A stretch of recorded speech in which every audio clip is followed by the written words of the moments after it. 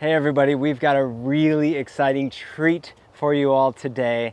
After a few years, I'm back to Bonita Bromeliads, this amazing bromeliad nursery, propagation house, epicenter of all things beautiful in the epiphyte bromeliad world. And we've got a tour lined up with Bagley, the owner. He's going to show us through the operation here and everything. And since we were here last, a very exciting announcement. He's now shipping these absolutely amazing plants all over the country, so they are available online.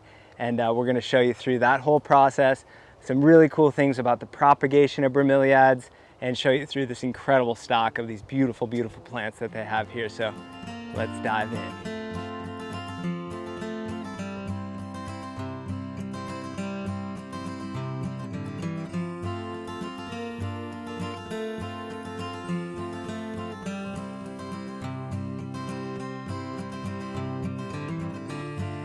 All right, so before we meet up with Matt, I wanted to show you guys through this first greenhouse. So this is sort of the front of the house, the first greenhouse that you come to when you pull into Bonita Bromeliads and see some of these really unique specimens that they have here. And I wanted to show you guys some of my absolute favorites. So this Acmea Samurai is really cool. I love that wild kind of variegated foliage, and just a little bit of like silvery stripes that are in those are really neat.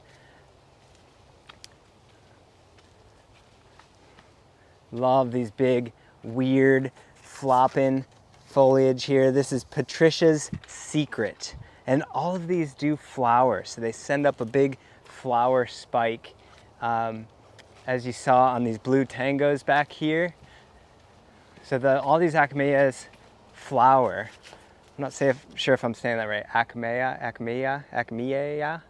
Anyway, they do flower, and look at that spike, just wild, crazy, cool spike of color coming out of these things.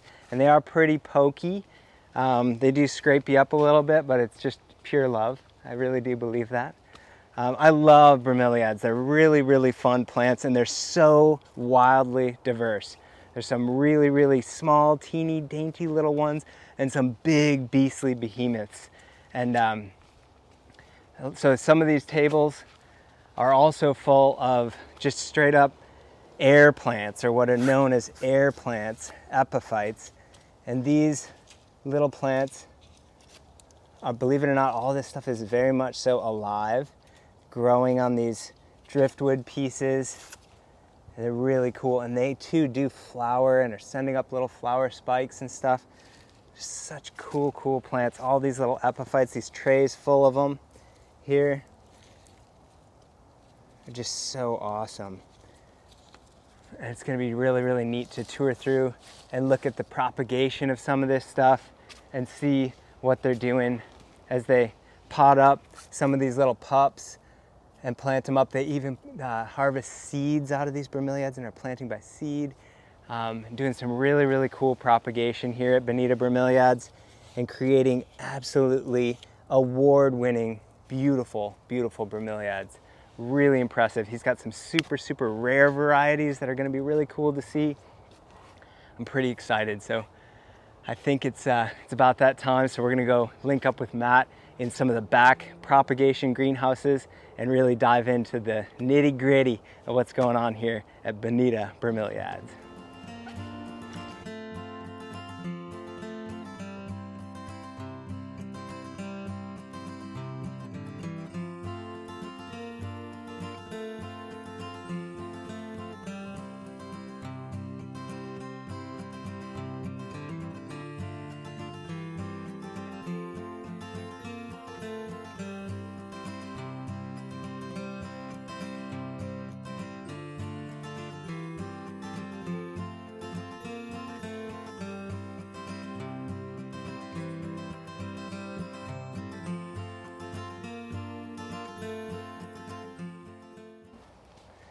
All right, so we're back here in this other shade house. This one is called the Magali house. Magali house.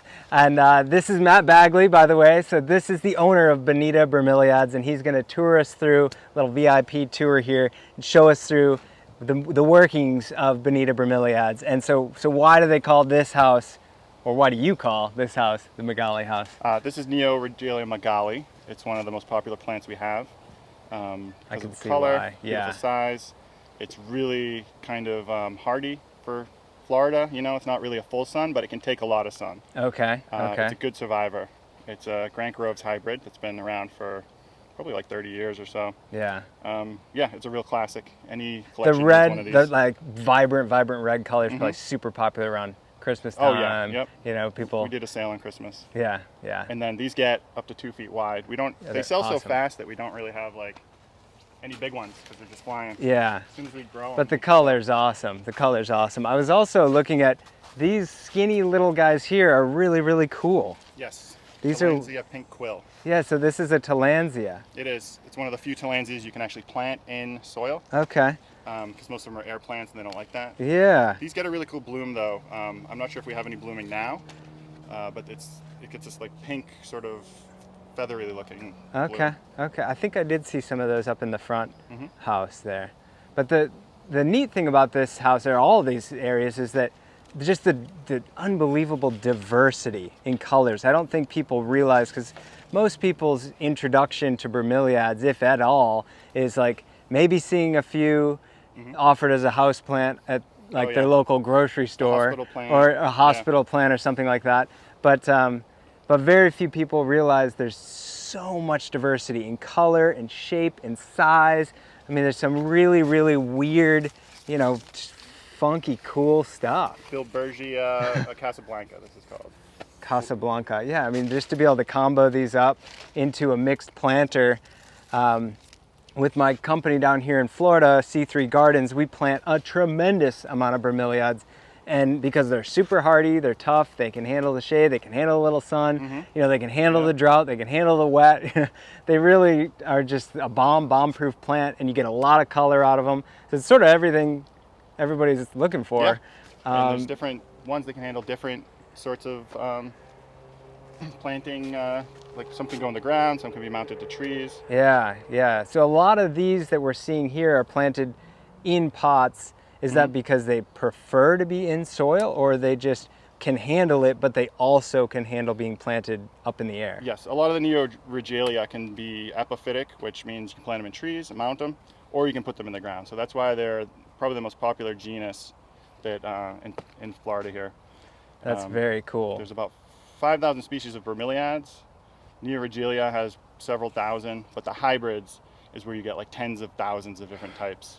And they're constantly coming out with more and more and more. Constantly, yeah.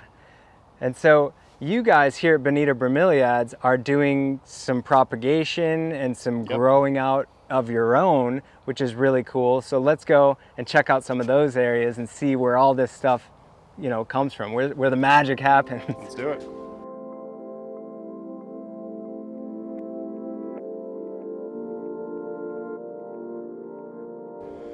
Okay, so one more really cool plant we wanted to show you guys is this moon glow. These are from, where did you say, Thailand? Well, they grow in South America originally. Okay. I couldn't find them for sale anywhere, so I had to order them from Thailand. Very small, and they've been growing for a while. But they are a bromeliad. They're a terrestrial bromeliad. So they grow in semi-arid regions like the Andes. So you can grow them exactly like succulents. They look like an aloe. Yeah, they're very similar. Convergent evolution. They are so cool.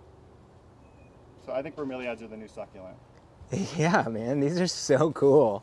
I mean, the color is neat in them and everything, and just the patience that you have to have too, because some of them grow so slow. They're pretty slow, yeah. So these things they hold a lot of water. The bigger they get, the more water they hold. Frogs end up living in there. You can kind of get an idea. I mean, wow. This one's like a medium-sized bromeliad. The big ones hold gallons and gallons. And they literally grow that way so that they have all those cups to hold water and water themselves slowly over time. It's kind of like, I like to say, a cactus keeps its water on the inside.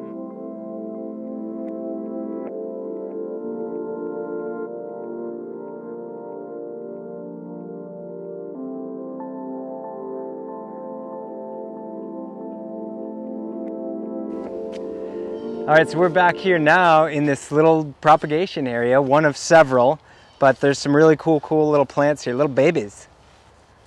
Yeah, so a lot of these, like those are probably about 8 months old. 8 months? And these ones actually grow fast. So Okay. some of this is like, this one might be like 18 months old. 18 This months one's probably old. about 2 years. Wow, I have a huge new appreciation for They grow super slow when they're young. When they're young, Once okay. they get to a certain point, they start going a lot faster. So that's when I separate them. Like Because they start like pupping out and stuff like that. Yeah, and they have more momentum. Okay. But like these, so these I just separated out of a pot like that because I felt they were big enough. And it's risky because when you separate them, it stalls them. Some of them can die. Mm-hmm. You have to wait for the right time. But I think I'm getting a handle on it because this whole process, getting like a good hybrid, it's like playing the lottery. You're looking for genetics that work. 99% of them won't be anything. Yeah. 1% of them will be, you'll get a novel trait. Okay. Marketable. And then from there, you have to propagate them a pup. So you're looking at like 10 years from seed to having a product you can sell. And trying to find that one trait that Yes. you can multiply that'll hold. Yes. As well. Yeah, because it can't falter off. So I think the big established breeders who do this have a greenhouse at least the size of just seedlings. They're always working on it. Always, yeah. And they know early what to look at. Mm-hmm. But for me, it's a big part of it is seeing what does well. Because I just want to sell people plants that do well in this area in South Florida. Yeah, that's so cool. Yeah, these ones here, these are starting to get nice and big. Mm-hmm. And those are anthurium seedlings right there. Those grow faster than bromeliads. So with those, like once it starts to get big like that, Yeah. then you're just harvesting pups and harvesting pups and harvesting pups and keep slicing them off. Like every one you see here Yeah. started from a seed. Oh, these are all from None of seedlings. these have pupped yet. Okay, So okay. we're looking at another year before these even get to flowering size and Yeah. start pupping, at least. It depends how big they are, how big the genetics are. Wow. If it's a big plant, it could take 5 years to fully mature. And when we talk about pupping and what's going on with pupping, that's what's happening here, right? Mm-hmm. So it's like the mother plant, Yes. the main first original plant, sends off these little shoots, these side shoots here, Yep. and these are what are referred to as pups. And very carefully, this Yeah. can be sliced off with Separated. literally with a knife. Sometimes you can pull it, sometimes Okay. you clip it, depending Okay. on the plant. Some of them will pop when they're young, while they grow. Mm-hmm. Some only pop after they flower and the mother plant starts to die. Okay, okay. And so when that guy is taken out of there, Mhm. all these roots and everything are from the mother plant and from the main plant.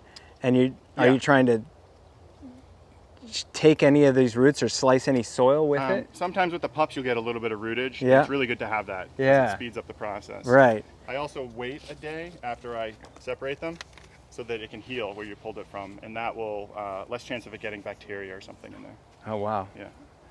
All these little tricks of the trade Got here. I'll show you what the seeds look like.